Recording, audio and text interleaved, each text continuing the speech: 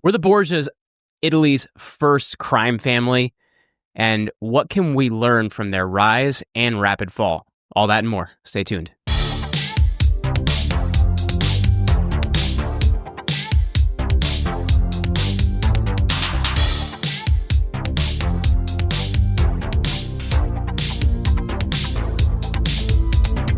Welcome back to the Jeremy Ryan Slate Show. I'm your host, Jeremy Ryan Slate, the CEO and co-founder of Command Your Brand. We help our clients to combat cancel culture by placing them on the right podcasts and new media. You can check us out over at commandyourbrand.com. Reminder, if you're brand new to this channel, to like this video, leave us a comment, or smash that subscribe button if you support liberty, freedom, and want to build a better future. And we have a great topic in store for you guys today, one of my personal favorites. There are two series on this. One was on Netflix for a while, and the other, I think, was a Showtime series. The Netflix series, which I think may be the Showtime series now, but the original series was on Netflix. It was actually a Canadian series where the main character that played Cesare Borgia was this Irish guy. That series was very, very good. The other series called The Borgias, I think it was called. I think this one's just called Borgia. I don't know.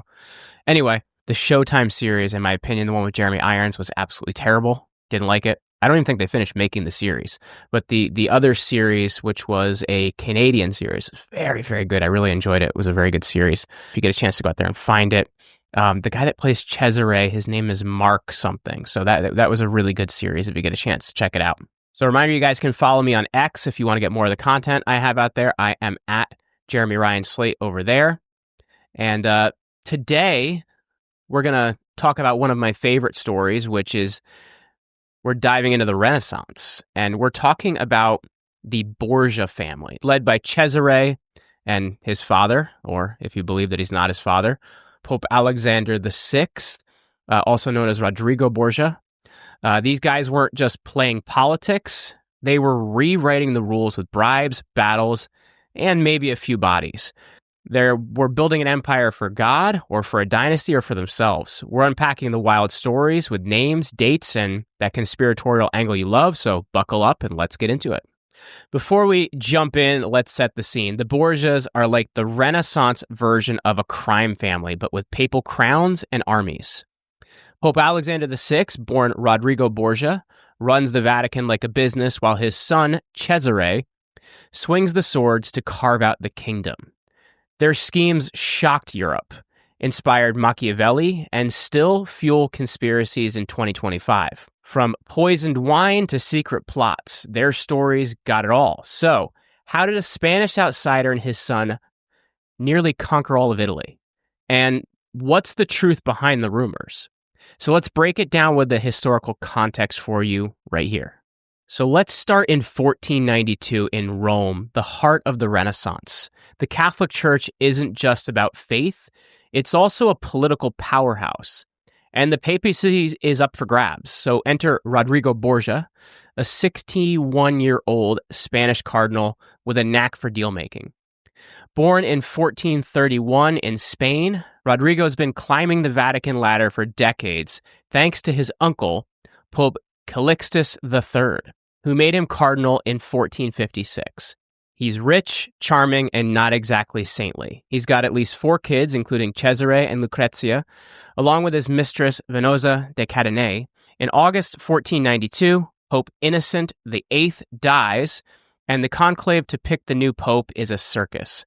Rodrigo's got competition. Cardinals like Giuliano del Rovere, who'll be Pope Julius II, want the job. But Rodrigo's got a plan. Bribes. Historians like Christopher Hibbert say he offers cash, land, even monasteries to swing votes. And on August 11th, 1492, he's elected Pope Alexander VI. It's a scandal. Some call it the most corrupt election in Vatican history. Alexander's now the most powerful man in Christendom, controlling the church's wealth and armies. Right away, he's got big plans, not for God, but for his family. In 1493, he makes his 18-year-old son, Cesare, a cardinal, even though Cesare is more into swords than sermons. Alexander's goal, to turn the Borgias into a dynasty to rival Europe's kings. But this is Renaissance power, and it comes with enemies. Was Alexander just a proud dad or cooking up something bigger? Let's keep it going. Now let's focus on Cesare Borgia, the star of the show. Born in 1475, Cesare's got his dad's ambition and a warrior's edge. As a cardinal in 1493, he's miserable. Church life's not for him. And in 1497, his brother Juan, Alexander's favorite, is found dead in Rome's Tiber River, stabbed and dumped. Some whisper Cesare did it, jealous of Juan's military role. No proof, but it's juicy gossip. By 1498, Cesare ditches the cardinal's hat, and he becomes the first person to resign the position of cardinal. I think it's happened one other time since then, but he's the first to do this. Alexander backs him, naming him the secular commander of Rome's armies. Cesare got a new mission: conquer central Italy to create a Borgia kingdom. In 1499, he teams up with King Louis XII of France, who needs a papal support for his Italian wars. Louis gives Cesare troops, and Alexander hands over church funds.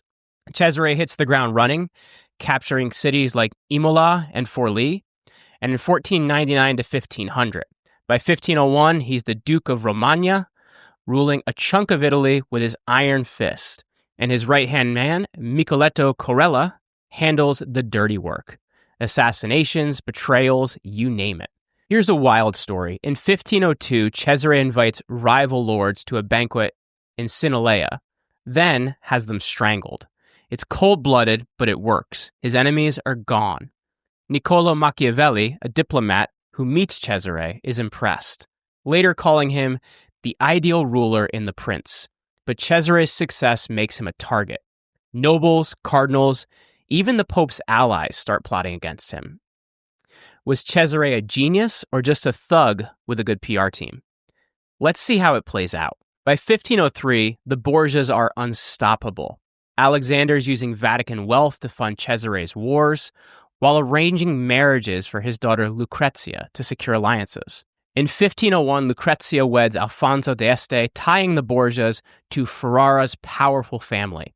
Alexander also selling church offices called simony to rake in cash. Historians like Barbara Tuchman estimate he pulls in 100,000 ducats a year, enough to bankroll armies. But the Borgias' power breeds haters.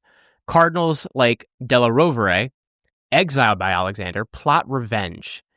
Italian lords fear Cesare's growing duchy, and rumors swirl. Poisoned banquets, incest, even devil worship. In 1503, the hammer drops. On August 18th, Alexander dies suddenly after a feast. Some say it's malaria. Others, like ex-posters, claim poison was meant for his rival. He's 72 and his death's a disaster for Cesare. Without his father's support, Cesare's empire crumbles. He's arrested by the new pope, Pius III, in 1503. That's Cardinal Della Rovere that we mentioned earlier. Then freed but betrayed by his allies. In 1504, he's exiled to Spain, where he dies fighting in minor battle in 1507 at the age of 31. I also failed to mention that King Louis, to grant him more power in France, makes him the Count of Valentinois, which is kind of interesting. It's a tragic end for a guy who nearly unified Italy, which is something that Garibaldi will accomplish in the 1800s, which Cesare claims was a dream of his. The Borgias' enemies, just like Julius II, take over, erasing their legacy. But here's the conspiracy angle. Was Alexander's death a hit job by the Vatican's old guard? Did Cesare know the secrets that made him too dangerous? And what about their wealth? Did it vanish or end up in the Vatican bank? Let's take a look today. So where do the Borgias stand in 2025? Their dynasty's long gone, but their shadow looms large. Cesare's campaigns inspired Machiavelli's Prince, published in 1532, which still shapes political strategy. Think of it as the handbook for ruthless leaders. The Vatican reformed after the Borgias, tightened its rules, but scandals persist. In 2024, the Vatican Bank faced scrutiny over $200 million in shady loans, echoing Alexander's cash grabs. The conspiracies, they're definitely wild. Ex-posts claim that the Borgias practiced occult rituals or hid their wealth in secret vaults. influencing modern elites. Some even link them to the Illuminati or the Freemasons, saying their dynasty plan never died. Historians like Sarah Bradford debunk this. There's no evidence of the occult stuff, just ambition and bad PR. But the Borgias tactic, bribery, alliances, propaganda look familiar. Look at 2025's political dynasties or corporate power. Are today's elites using the Borgias playbook? Here's a crazy stat. The Vatican's wealth in 2025 is estimated to be $10 billion by Forbes, and owes a nod to the Borgias' financial hustle. Their simony and land grabs set a precedent for church power, but their fall shows the cost of overreaching. Cesare and Alexander pushed too far, too fast, and paid the price. In a world of trillion-dollar banks and global summits, who's the modern Borgia, and who's waiting to take them down?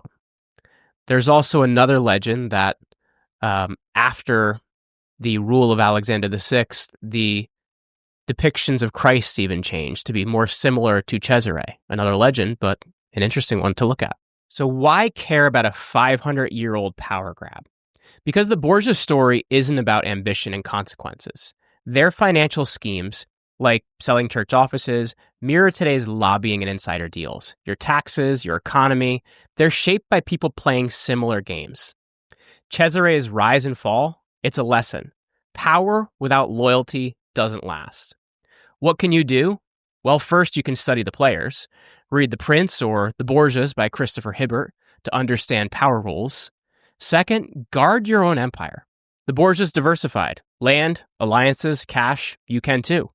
With smart investments, but this is not financial advice, stay sharp. Third, watch your shadows.